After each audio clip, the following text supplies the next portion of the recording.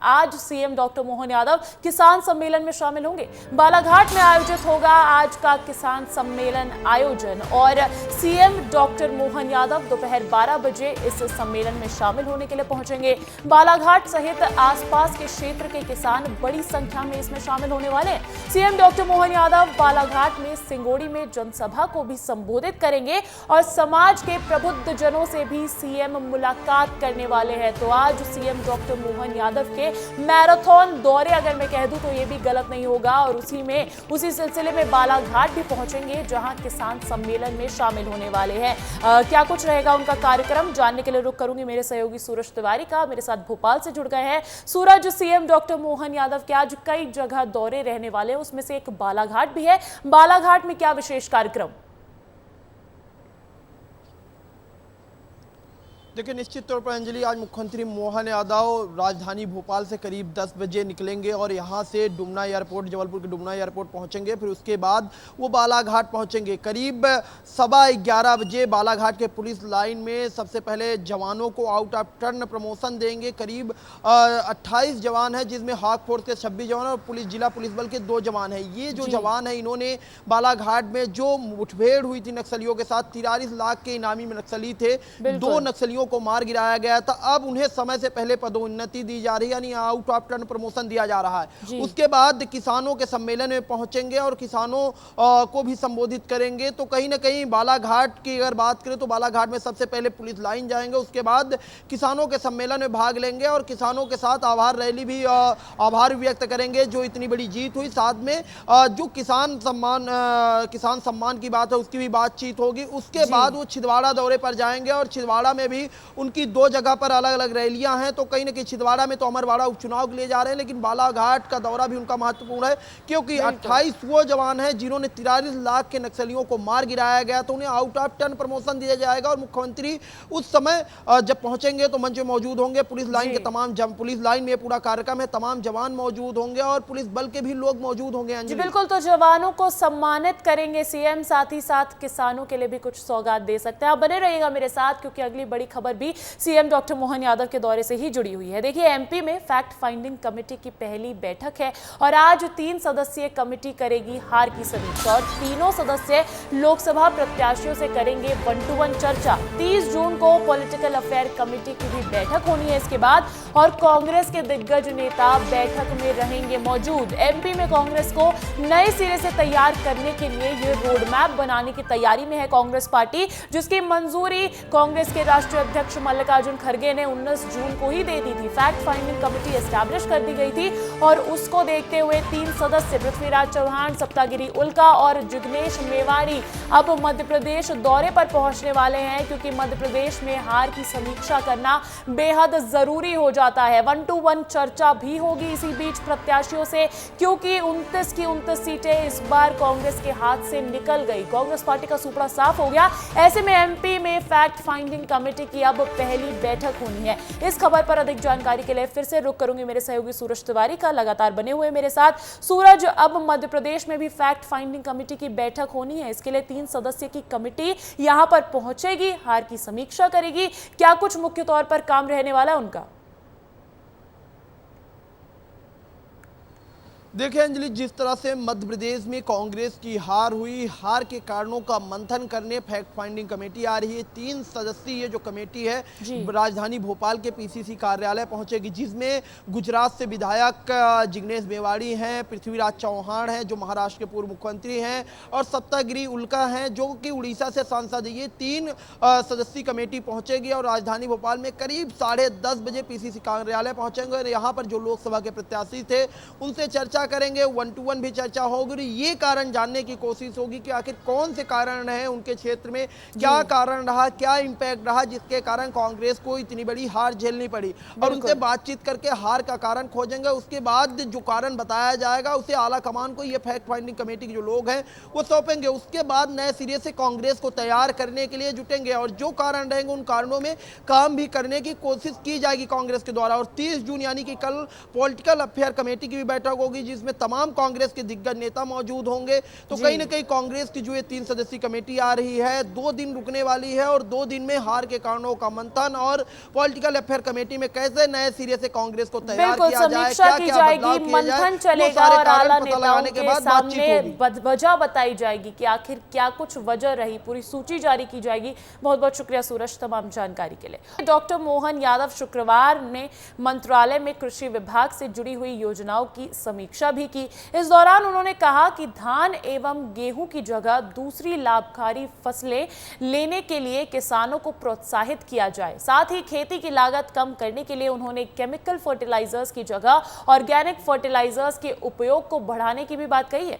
वहीं CM doctor Mohan Yadav ने कहा है कि किसानों के हितों से खिलवाड़ नहीं होना चाहिए। कृषि उपज मंडियों में किसानों के साथ दिक्कतें होती है, इसलिए कलेक्टर कृषि उपज मंडी में संचालन पर निगरानी रखें और कहीं पर भी कृषि उपज मंडी में गड़बड़ी पाए जाने पर संबंधित सचिव के विरुद्ध कार्रवाई की जाएगी। वहीं सीएम डॉक्टर मोहन यादव ने इस पूरी चीज को लेकर एक्स पर पोस्ट भी किया है।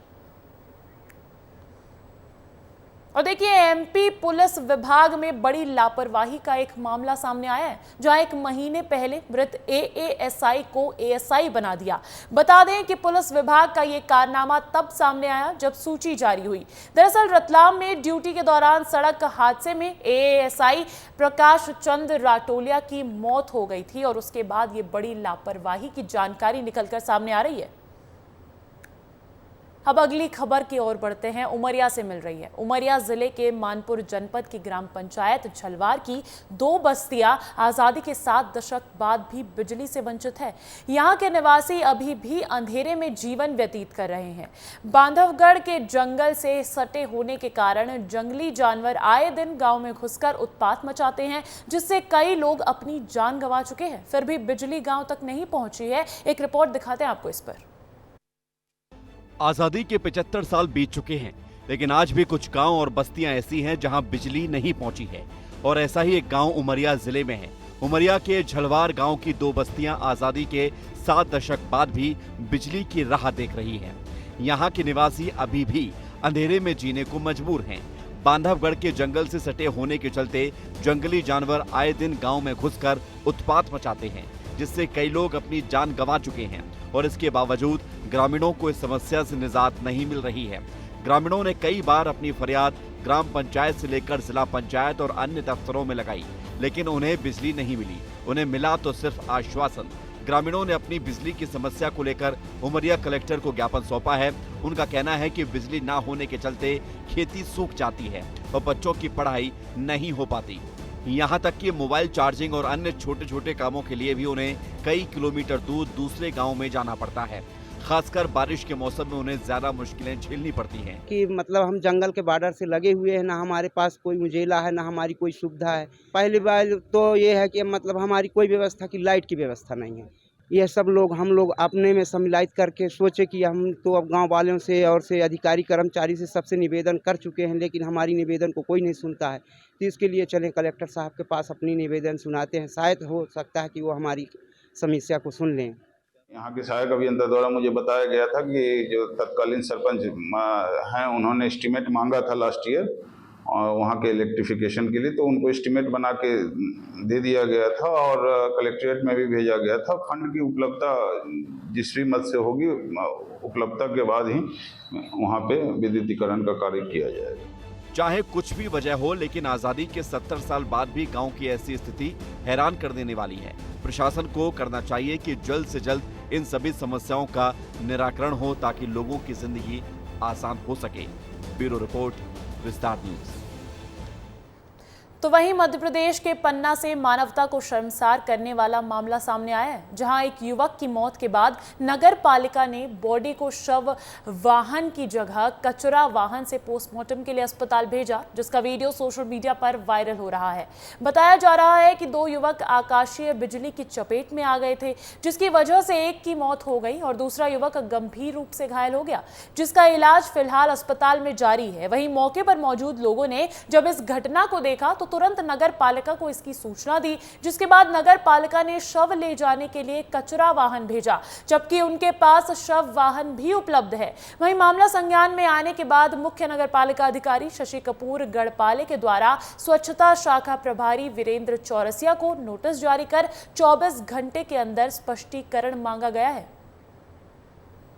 कल रात में धर्मसागर में बिजली गिरने से वहाँ पे कुछ दुर्घटना हो गई थी, तो चूंकि कल रात में उनके द्वारा अन्य वाहन भेजा गया था, इसके संबंध में मेरे द्वारा उनको नोटिस भी जारी किया गया है, उनसे जवाब मांगा गया है।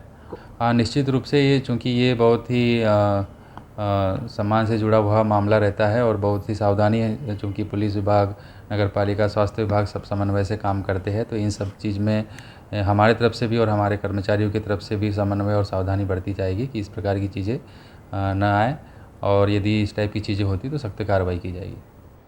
और देखिए, प्रदेश भर में मानसून दस्तक दे चुका है और इसी बीच एक तस्वीर बुरहानपुर से भी निकल कर आई है। बुरहानपुर में झमाझम बारिश हुई है, जिससे शहर में जगह जगह जल भराव हो गया है। 1.5 घंटे की बारिश ने शहर को पूरी तरह से अस्त व्यस्त कर दिया। तस्वीरें देखिए आप, शहर के शनवारा गेट से लेकर लोहार मंडी गेट, इतवारा गेट, हरिपुरा, मोमिनपुरा, लोहार मंडी और निचली बस्तियां जलमग्न हो गई हैं। सड़कों पर जगह जगह पानी भर गया, जिसमें बच्चे मस्ती करते हुए नजर आए। इस बारिश ने नगर निगम के उन दावों की भी पोल खोल दी है जिसमें कहा जा रहा था कि निगम ने बारिश से पहले इंतजाम पूरे कर लिए हैं। बुरहानपुर, ये देखिए आप तस्वीरें की पूरी तरीके से पानी में डूब चुका है। बुरहानपुर में जब बारिश हुई, तकरीबन 1.5 घंटे की बारिश ही नहीं, पूरे शहर को अस्त व्यस्त कर दिया और शहर के तमाम इलाके, शनवारा गेट से लेकर लोहार मंडी गेट, इतवारा गेट, हरिपुरा, मोमिनपुरा, लोहार मंडी और निचली बस्तियां सभी जलमग्न हो गई और सड़कों पर जगह जगह पानी भी भर गया। इसमें आवाजाही से भी दिक्कत हुई और इसमें बच्चे भी मस्ती करते हुए नजर आए। इस बारिश ने नगर निगम के उन दावों की भी पोल खोल दी है जिसमें कहा जा रहा था कि निगम ने बारिश से पहले इंतजाम पूरे कर लिए हैं।